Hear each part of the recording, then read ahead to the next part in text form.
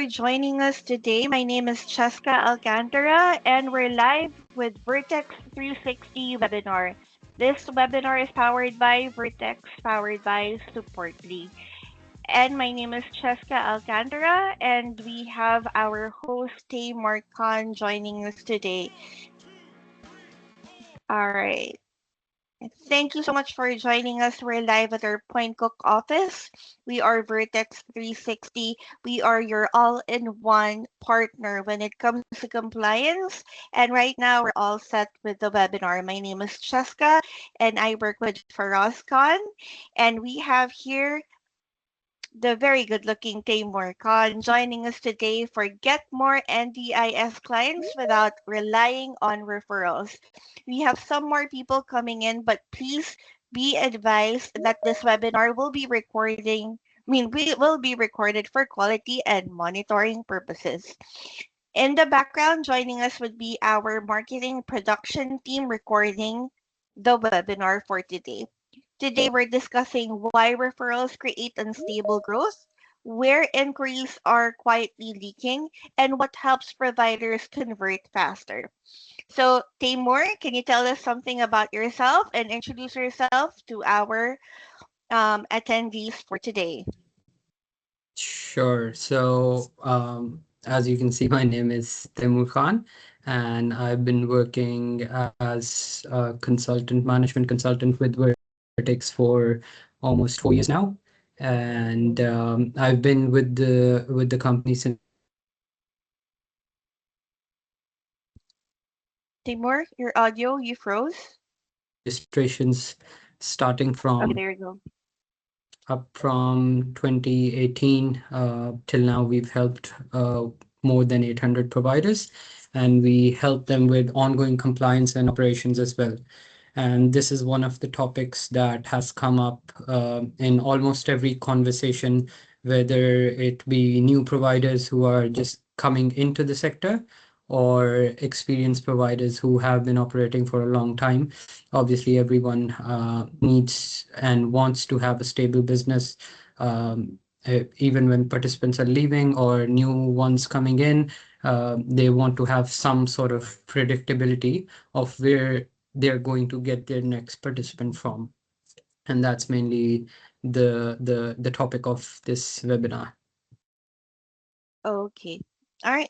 So, by the way, this is an Ask Me Anything webinar so that you could ask him any questions just in case. We have 30 minutes maximum to ask him all the questions that you could ask him. But, just to check on a couple of things. Okay, I think we're all ready. Just make sure that you guys mute the button.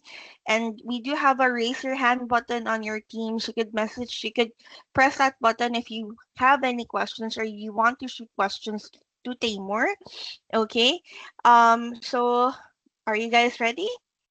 Okay, so all right. So all right. Um just a second. Okay. Is everyone all set?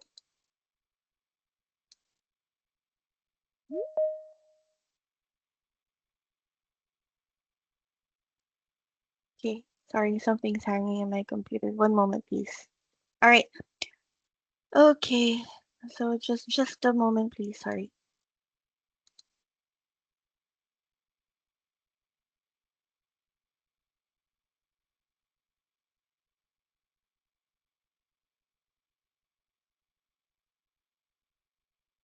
Okay, does anyone have questions before we anyone has questions about the topic? Okay. All right. Okay. So Taymor, what if referrals stop tomorrow? Where would your next participant actually come from? So I think the main question in terms of referrals is it really depends on the size of the organization that you're running. For new providers, there mostly are no referrals, and for established providers that have, as an example, 50 or more providers, this is something that they can rely on a bit. So when you're starting out, when you're getting referrals either from your community, from support coordinators, or any other part of your network, you start to rely on those. So if you have a good uh, sort of relationship with one support coordinator, they're referring participants to you, you start to get comfortable with that.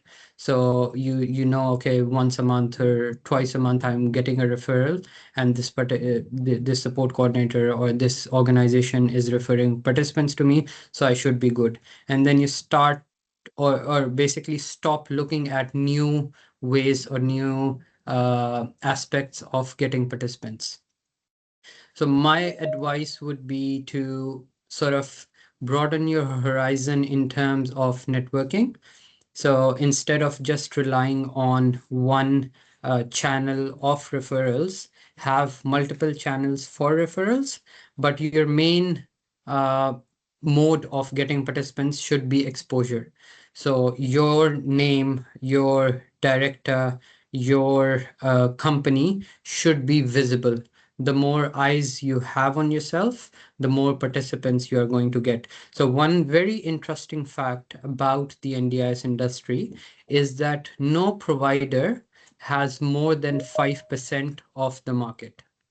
Mm-hmm. So as you know, that the NDIS sort of space is very big, and the number of participants is quite huge, and no one company has more than 5% share, which means there is ample opportunity for everyone to sort of get a share of the market if they are positioning themselves properly.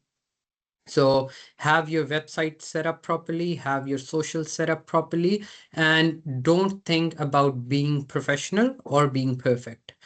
NDIS is not a corporate sector.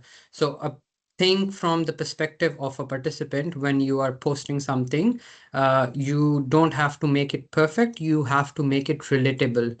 You have to make it so that a participant seeing your post of doing community activities or going to a group class is something that they would want to do as well. And that's when they will come to you, or the family or the guardian of the person of that Mm-hmm. participant would want to come to this company. All right. So, So, yep, go yep. ahead. Yeah, so I would suggest in terms of questions. So if anyone has any questions, please feel free to raise your hands, and don't think of any question as a silly question. I think whenever someone asks a question that helps everyone else understand the perspective as well. So a company who has two participants would have a different set of problems, and a company who has 100 participants would have different. So it gives a good perspective and broadens the horizon of all other people listening as well. Okay, does anyone have a question so far? I don't see any hands. All good for Okay. now. All right. All good for now. All right. So let's say, with regards to referrals, do you think that with regards to this, like when someone inquires on a website today or let's say social media, how long does it take? What's the best way to actually start the conversation from the time of inquiry? So the best time is now. As soon as you get a referral, your first instinct should be calling them or messaging them right away. So, Mm-hmm. and you should have a policy in place, or a procedure in place to have at least an automated message or an email to that gets sent to the participant as soon as they inquire. Because someone who is filling out a form on your website might also be filling out a form on five other websites or five other social media platforms as well, because Um, they're searching online, right? So the best way is to reach out to them as soon as possible. and making sure that they understand. So you're not just listing services that you provide, you are adding some value to that conversation by telling them how you are supporting your current participants in achieving their goals. All right, so I just wanted to check here because one of the things that I worry about is, let's say it's a weekend or it's going to be like a holiday. Would you like prefer a system that ensures every single inquiry is followed up consistently? Or, just to make sure that it doesn't slip through the cracks?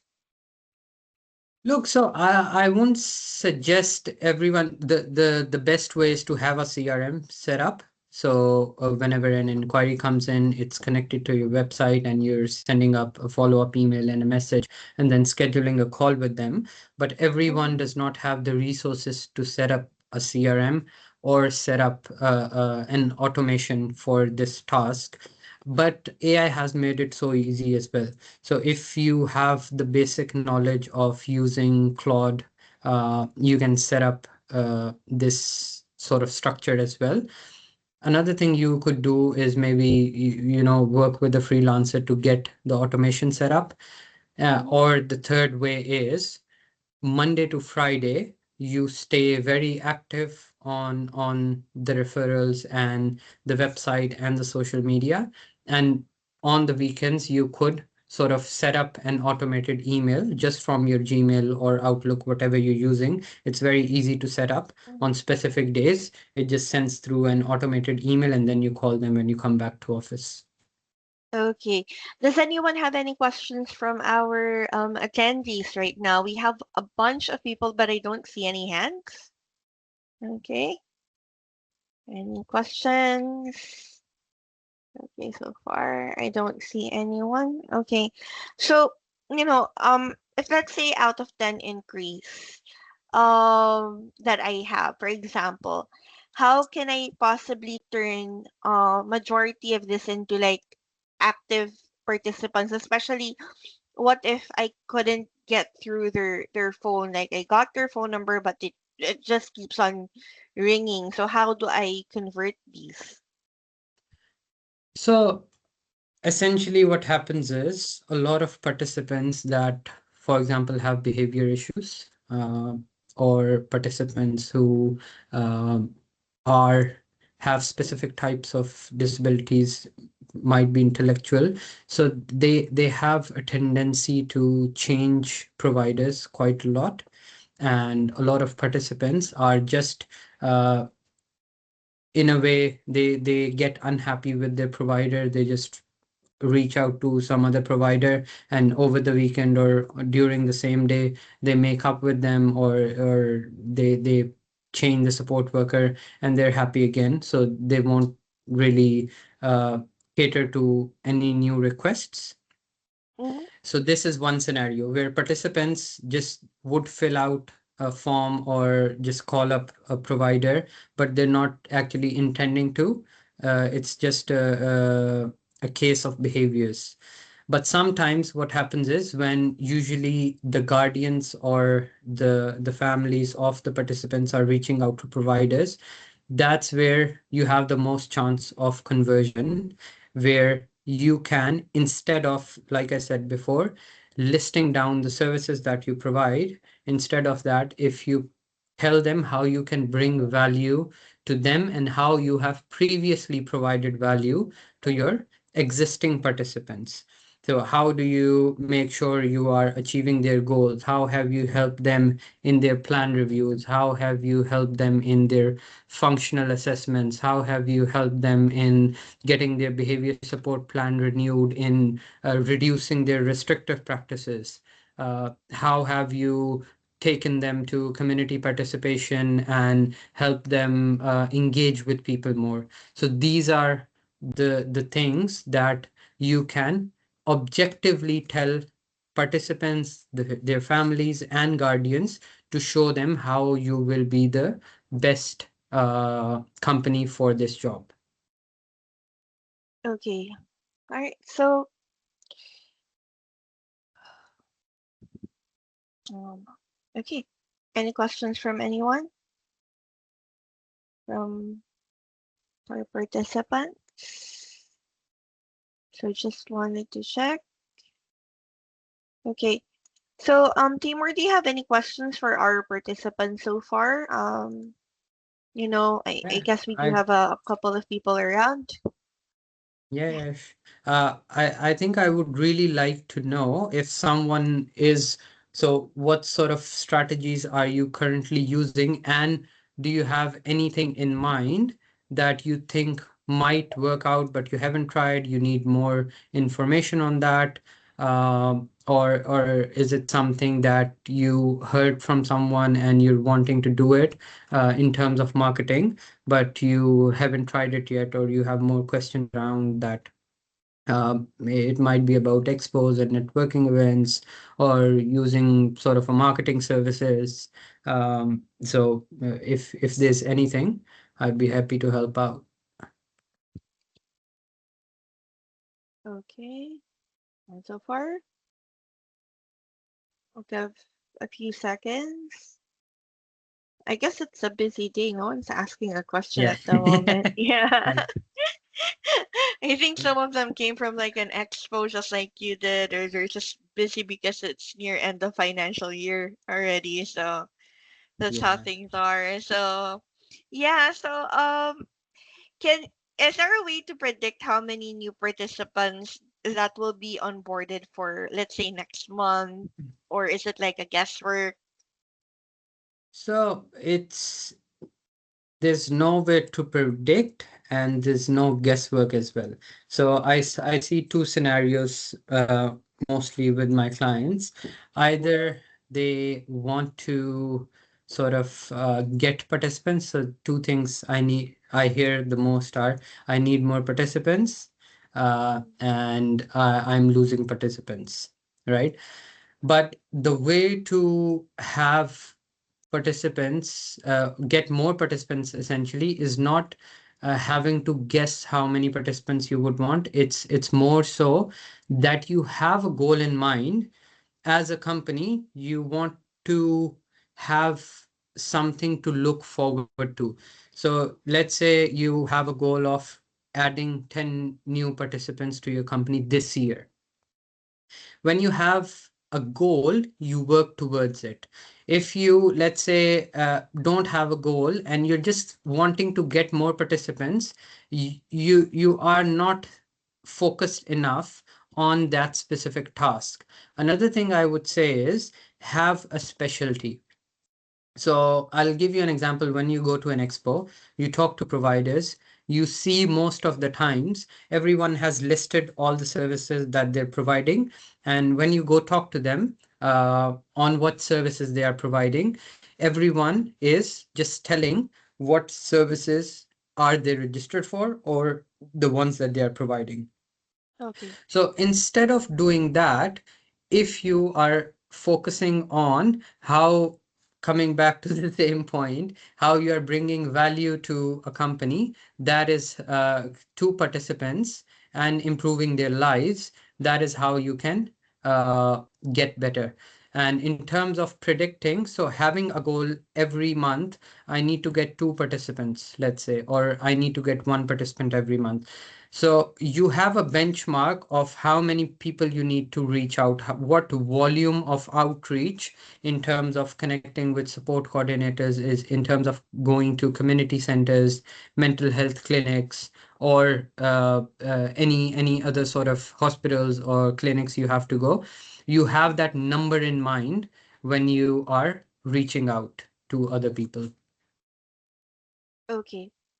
All right. And also just to check here, we have a question from Bright Life Care. Shout out to people from Bright Life Care. The question is, if we are a new provider and we don't have any participants at all, how can we show our services on our socials?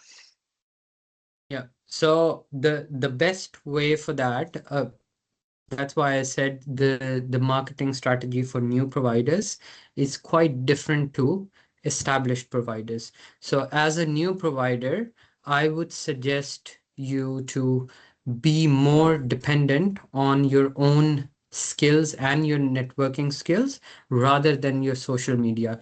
So first step is go out into the community, connect with Mhm. people, go to networking events, go to expos. And when you go to expos, don't uh, go there to get participants, to search for participants. You go there to see what other providers are doing. So you go there, you talk to providers, ask them what services they are providing, how are they providing these services, and that shows you how other providers are pitching their services, what sort of strategies they are using in telling about their services. So that gives you a lot of exposure. The second thing you can do is talk to people in your community, go to mental health clinics, go to different sort of community centers, and that's where you will get your first or second or third or fifth participant. Once you get to the five participants or the first 10 participants, that's when you can sort of start to grow your social media and start posting about, first obviously get consent from the participants to share their pictures or their videos, and then start telling their stories, how you made their lives better, how you helped them in achieving their goals. When you take them to a camp or barbecues or whatever, make sure that you are documenting those things and asking genuine opinions, feedback from the family, from the participant, from the support coordinator. And you can use that as social proof to basically bring in more participants. Okay. All right. So, any other questions other than Bright Life Care? All right. We have 7 minutes before we wrap up. So, do you have any questions, guys? Okay. All right. So it's busy, really busy time of the year. So, Taymor, I'm just gonna ask one more question, and then we'll leave it up to the group if they still have any additional questions so far. Yeah. So, can you recommend any marketing or conversion system that would actually help out providers get referrals? Look, one advice I will give is don't fall for any company who tells you that we can get you participants. So you will see a lot of companies online telling you, pay us a monthly retainer or a monthly fee. We'll do marketing for you. We have ready leads. We have participants waiting to get to providers. A lot of my clients have tried that and they have failed miserably. They've lost a lot of money as well because think from a participant's perspective. Don't think from a business or a marketing perspective. Uh, no one would have would be going to a third party agency or third party marketing company to search for providers. Most of the people who go to a provider are either they had good they've heard good things about them, they have seen their social media, or they have been referred to by family or friends. These are the three major sources of participants joining another company. So one of my clients, they have one of the participants' family referred the participant's friend to that same company because they were providing such a good service to their kid. So that kid goes to the school. In the school, there are other participants. Their parents tell them about the good service that they are providing. They come to that company as well. So that's how the snowball effect forms around your company. In terms of marketing companies, I would really not suggest it if you're a small provider, whether you're an established provider, to go with any sort of lead companies that would provide you marketing leads on participants. There are one or two companies who have sort of a platform where you can sign up and then you get referrals from there. Uh, a few of my clients have got some leads from there, but it's again, it would be 2 out of 10 people who have got something from there. So still, it's not something that I would suggest. So when that company started, they might have had 10 or 20 providers signed up. At that time, any inquiry they got, they would probably share them with those providers. But now, let's say 500 or 1,000, 2,000 providers have signed up to the same platform. They don't have that demand to fulfill, or supply to fulfill the demand of the providers.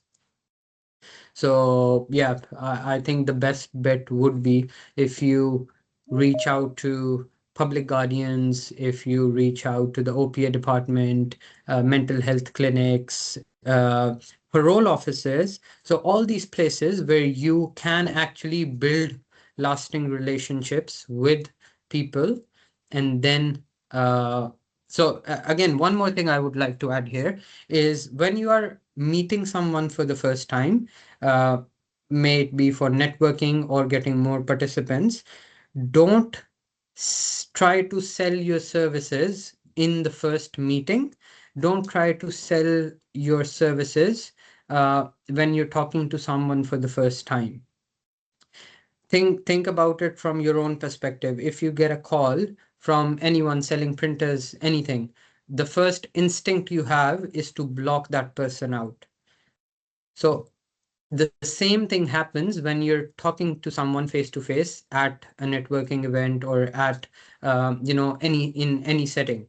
So the first time you meet someone, you should want to know about them and try to provide some value to them as well. So if you, let's say, I'll give you an example. You've been working in the disability and aged care sector for, let's say, 20 years, and you've started your own company. You're going to meet a new support coordinator for the first time. So instead of going there and telling them, okay, I've started a new company, please help me in getting participants, you should go there, talk to them about their work. Tell them, I've been in this industry for 20 years. I've been working as a support worker. I've done this. I really want to know how the support coordination side of things work. So then they will tell you about their services. Okay, then you can relate different things that you have done to what they are doing, find common ground, build a relationship, and that's after you tell them, okay, that's really nice to hear. I've started a new company, so I was also looking for more exposure on how everything goes on, and I'm trying to provide a really good service to my participants as well when I get them. And then when the next time you talk to them, then you can ask, okay, I'm just reaching out to see if there's any participants that need my help in, with whatever services they are getting. So that's I think the best way to approach anyone for networking or talking to them. Okay, got it. All right, so does anyone have any questions so far? We have 1 more minute. Okay. Well, I guess we don't have any other questions from other people so far, from other providers. So guys, by the way, next Thursday fortnight we're gonna have another webinar. Please stay tuned.